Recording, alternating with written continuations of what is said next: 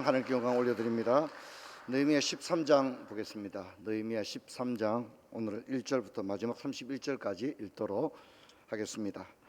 그날 모세의 책에 낭독하여 백성에게 들렸는데 그 책에 기록하기를 암몬 사람과 모압 사람은 영원히 하나님의 총회에 들어오지 못하리니 이는 그들이 양식과 물로 이스라엘 자손을 영접하지 아니하고 도리어 발람에게 뇌물을 주어 저주하게 하였습니다. 그러나 우리 하나님이 그 저주를 돌이켜 복이 되게 하셨다 하였는지라.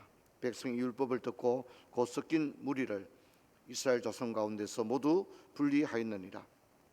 이전에 우리 하나님의 전에 방을 맡은 제사장 엘리야십이 도비아와 연락이 있었으므로 도비아를 위하여 한 큰 방을 만들었으니 그 방은 원래 소재물과 유향과 그릇과 또 레위 사람들에게 노래하는 자들과 문지기들에게 11조를 주는 곡물과 새 포도주와 기름과 또 제사장들에게 주는 거제물을 두는 곳이라. 그때는 내가 예루살렘에 있지 아니하였느니라. 바빌론 왕 아득사스다 32년에 내가 왕에게 나갔다가 며칠 후에 왕에게 말미를 청하고 예루살렘에 이르러서야 엘리야십이 도비아를 위하여 하나님의 전 뜰에 방을 만든 악한 일을 안지라. 내가 심히 근심하여 도비아의 세간을 그 방 밖으로 다 내어 던지고 명령하여 그 방을 정결하게 하고 하나님의 전의 그릇과 소재물과 유향을 다시 그리로 들여놓았느니라. 내가 또 알아본즉 레위 사람들이 받을 몫을 주지 아니하므로 그 직무를 행하는 레위 사람들과 노래하는 자들이 각각 자기 밭으로 도망하였기로 내가 모든 민장을 꾸짖어 이르기를 하나님의 전이 어찌하여 버림바 되었느냐 하고 레위 사람들을 불러 모아 다시 제자리에 세웠더니 이에 온 유다가 곡식과 새 포도주와 기름과 11조를 가져다가 곡간에 드림으로 내가 제사장 셀레마와 서기관 사독과 레위 사람 브다야를 창고지기로 삼고 마따냐의 손자 삭굴의 아들 하난을 버금으로 삼았나니 이는 그들의 충직한 자로 인정됨이라. 그 직분은 형제들에게 배분하는 일이었느니라. 내 하나님이여 이 일로 말미암아 나를 기억하옵소서. 내 하나님의 전과 그 모든 직무를 위하여 내가 행한 선한 일을 도말하지 마옵소서. 자, 15절부터는 같이 읽겠습니다.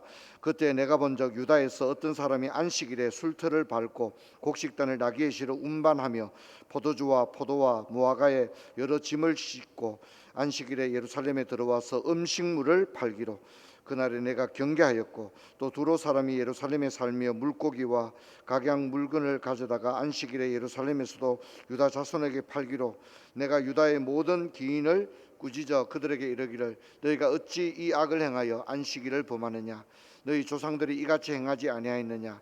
그래서 우리 하나님이 이 모든 재앙을 우리와 이 성읍에 내리신 것이 아니냐. 그럼에도 불구하고 너희가 안식일을 범하여 진노가 이스라엘에게 더욱 심하도록 임하도록 하는도다 하고 안식일 전 예루살렘 성문이 어두워 갈 때 내가 성문을 닫고 안식일이 지나기 전에는 열지 말라 하고 나를 따르는 종자 몇만 성문마다 세워 안식일에는 아무 짐도 들어오지 못하게 하였으므로 장사꾼들과 각양 물건 파는 자들이 한두 번 예루살렘 성 밖에서 잠으로 내가 그들에게 경계하여 이르기를 너희가 어찌하여 성 밑에서 자느냐.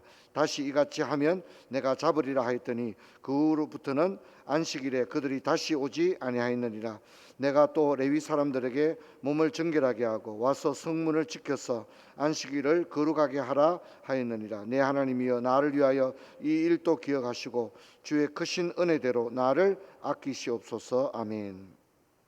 그때 내가 또 본적 유다 사람이 아스돗과 암몬과 모압 여인을 맞아 아내로 삼았는데 그들의 자녀가 아스돗 방언을 절반쯤 하여도 유다 방언은 못하니 그 하는 말이 각 족속의 방언이므로 내가 그들을 책망하고 저주하며 그들 중 몇 사람을 때리고 그들의 머리털을 뽑고 이르되 너희는 너희 딸들을 그들의 아들에게 주지 말고 너희 아들들이나 너희를 위하여 그들의 딸을 데려오지 아니하겠다고 하나님을 가리켜 맹세하라 하고 또 이르기를 옛적에 이스라엘 왕 솔로몬이 이 일로 범죄하지 아니하였느냐. 그는 많은 나라 중에 비길 왕이 없어 하나님의 사랑을 입은 자라.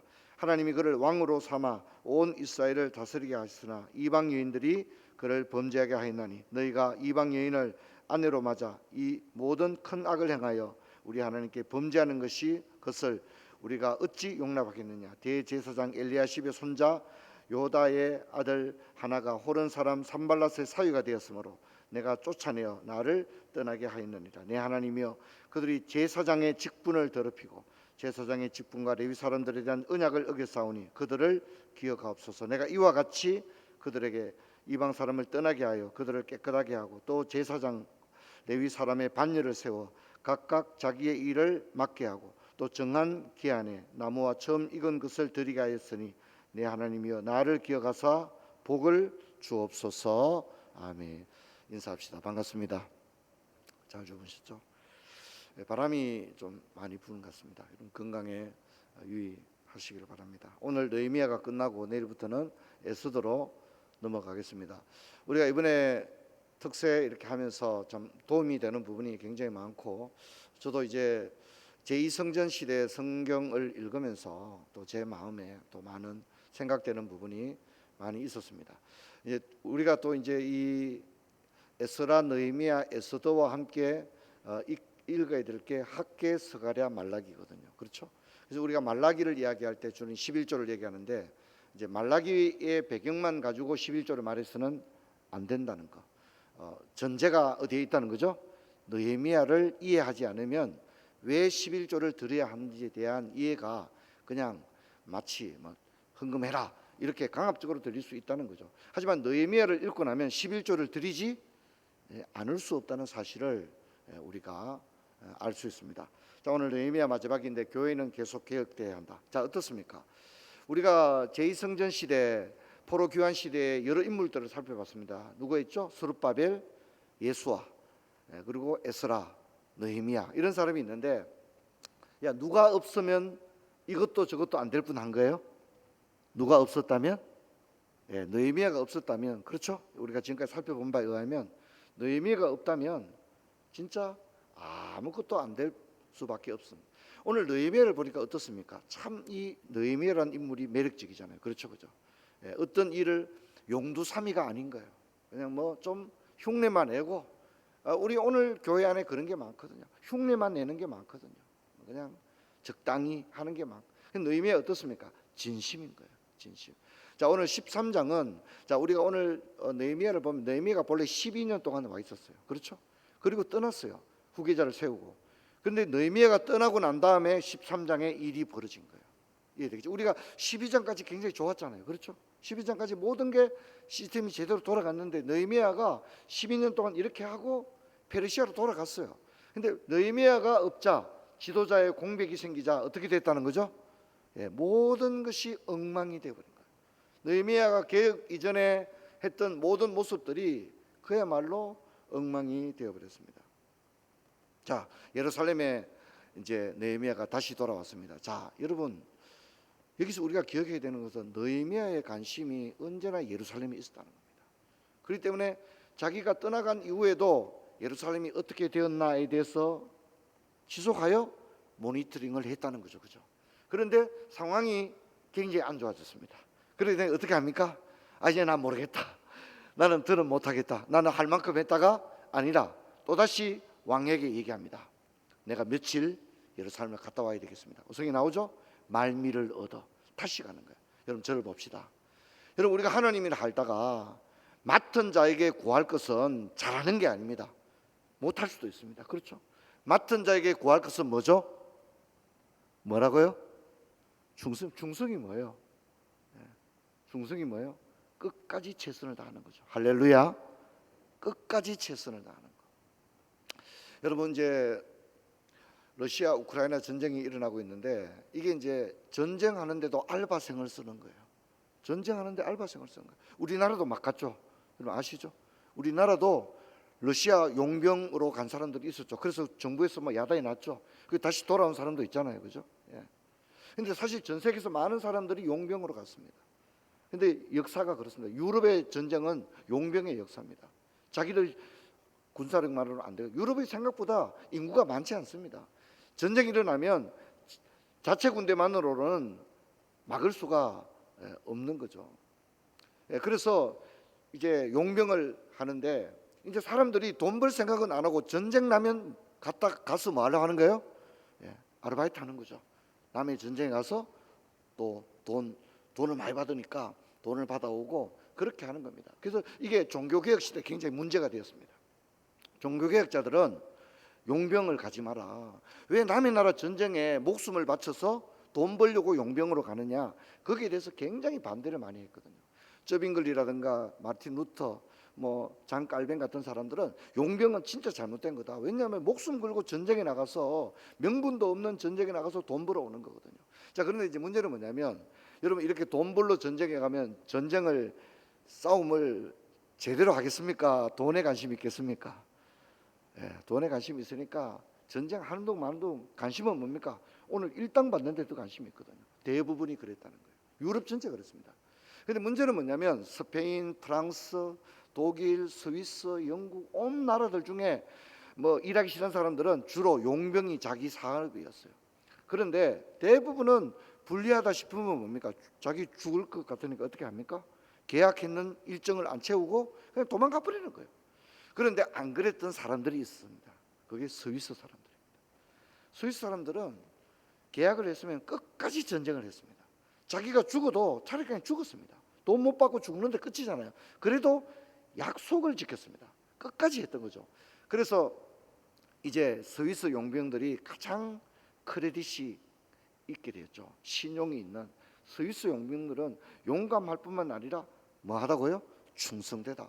그래가지고 나중에 이탈리아에 그 바티칸 교황청 수비대가 있는데, 교황청 수비대를 어찌 하면 이탈리아 사람들이 수비를 써야 되거든요. 우리나라 청와대를 지키는 수비를 우리나라가 해야 되잖아요, 그죠? 그런데 이탈리아 군대들은 안 맡깁니다. 이탈리아 군대들은 도망가 버리니까. 자기 나라 군대 자기 도망가 버리니까 돈 받고 도망갑니다. 그래서 스위스 용병을 쓰는 거예요. 여러분 지금도 바티칸에 가면 거기 바티칸 앞에 지키고 있는 사람들은 이탈리아 사람들이 아닙니다. 지금도 스위스 용병들을 쓰고 있습니다. 여러분 얘기가 좀 엉뚱한 데 갔을 수는 있지만 저는 도전하기를 원합니다. 여러분 잘하기보다는 여러분 충성될 수 있는 저와 여러분 되기를 주의 이름 축원합니다. 우리 주님 앞에 갔을 때 뭐라 합니까? 야, 니 일 잘했다. 안 합니다. 주님 뭐라 하죠? 착하고 충성되다 얘기하지. 야, 너 일 그래밖에 못해. 우리 주님은 그렇지 않습니다. 우리 주님 우리의 연약함을 아시거든요. 우리 잘못할 수도 있어요. 그러나 중요한 것은 마음의 중심입니다. 마음의 중심이 어때야 된다고요? 충성될 수 있는. 여러분 저와 여러분이 주님 앞에 가는 그날까지 그렇게 되기를 주의 이름 축원합니다. 누가 그랬다고요?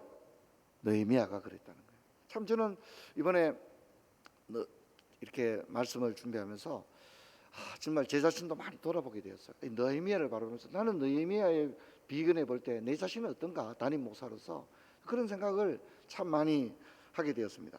자, 그러면 느헤미야가 돌아온 이유가 뭡니까? 이유 많습니다. 자, 제가 정리를 해봤는데요.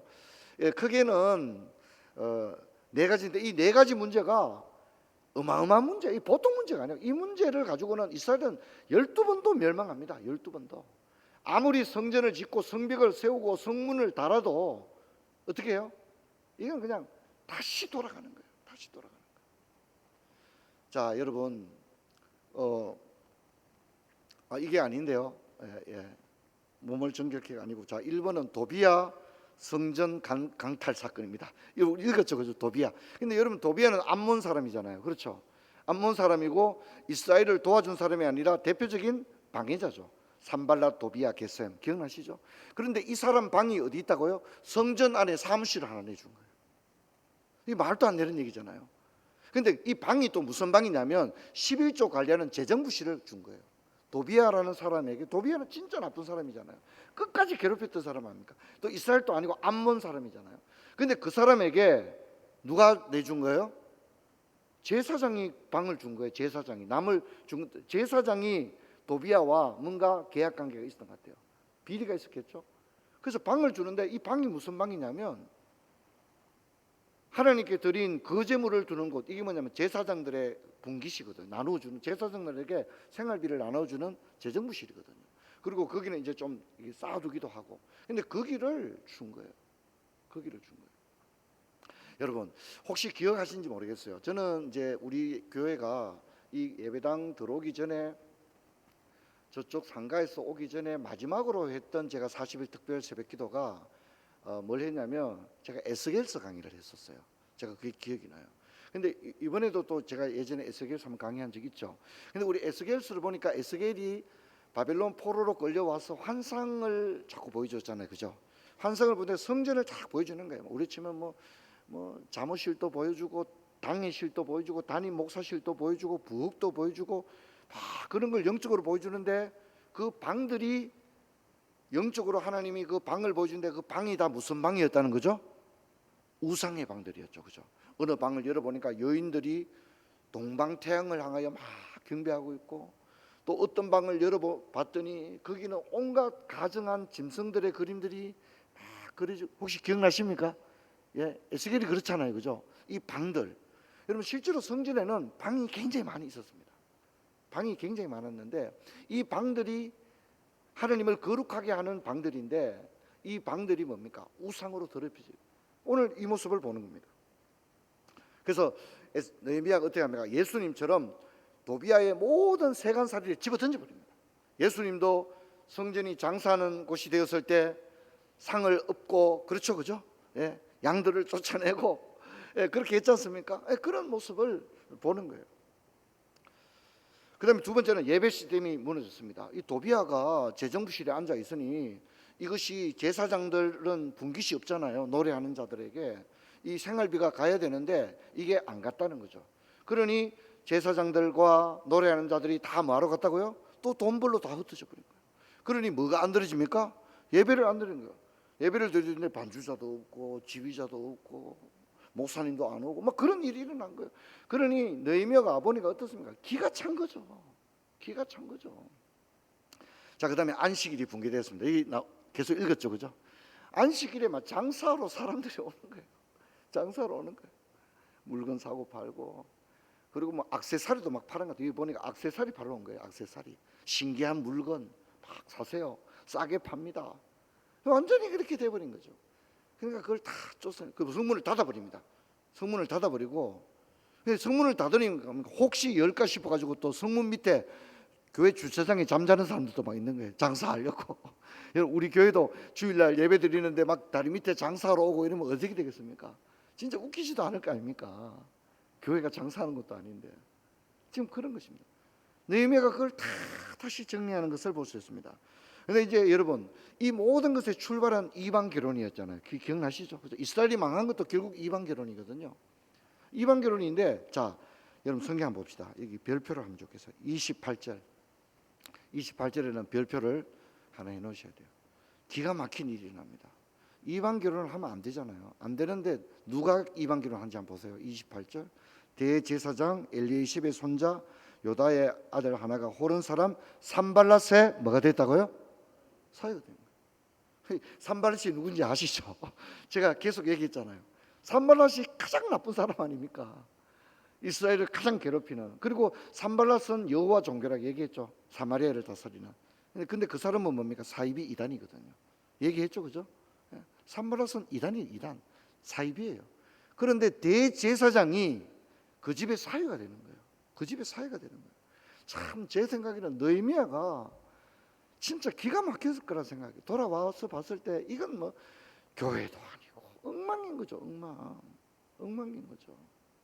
이건 교회라고 할 수가 없는 거죠. 이런 일이 일어났습니다. 한번 답시다. 교회는 계속 개혁되어야 한다. 교회는 계속해서 왜냐하면 이스라엘이 그렇게 아시리아 바벨론에 망했다가 70년 만에 돌아왔는데 그렇게 기적적으로 돌아와서 성전도 짓고 다시 초막절도 드리고 했지만 그게 오래 가지가 않았다는 겁니다. 그게 오래 가지. 한번 답시다. 이것이 사람이다. 이것이 교회다. 이것이 사람이고 이것이 교회입니다.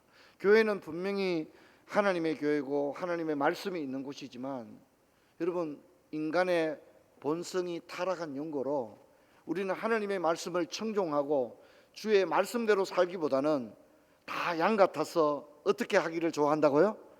그렇게 행하여 각기 제 길로 갈 수밖에 없는 그런 존재임을 잊지 말아야 돼요. 여러분, 나 이만하면 나 신앙생활 잘하고, 어제 간증하신 분들도 다 모태신앙이라고 하지 않습니까? 모태신앙이고, 나 예수 하루 이틀 믿는 게 아니고 조심해야 됩니다. 예수 하루 이틀 믿는 게 아니어도 하루에도 넘어지고 하루에도 쓰러집니다. 여러분, 늘 깨어서 경성하여 기도하는 저와 여러분 되기를 주의 이름으로 축원합니다. 너희매를 마치고 내일 이제 에스더로 넘어가는데 이번에 제2성전기 성경 묵상하면서 참 우리 자신에게 굉장히 도움되고, 여러분 사람이 교만하면 하루아침에 망하는 겁니다. 사람이 교만하면 기도도 하지 않게 되고, 교만하면 아유 그래도 내가 신앙이 수준이 있지. 여러분 우리 수준 없습니다. 한시도 깨어 있지 않으면 넘어질 수밖에 없는 존재들임을 잊지 마시고 늘 깨어 경성하는 저와 여러분 되기를 주의 이름으로 축원합니다. 우리 찬양하고 기도하고 돌아갑니다.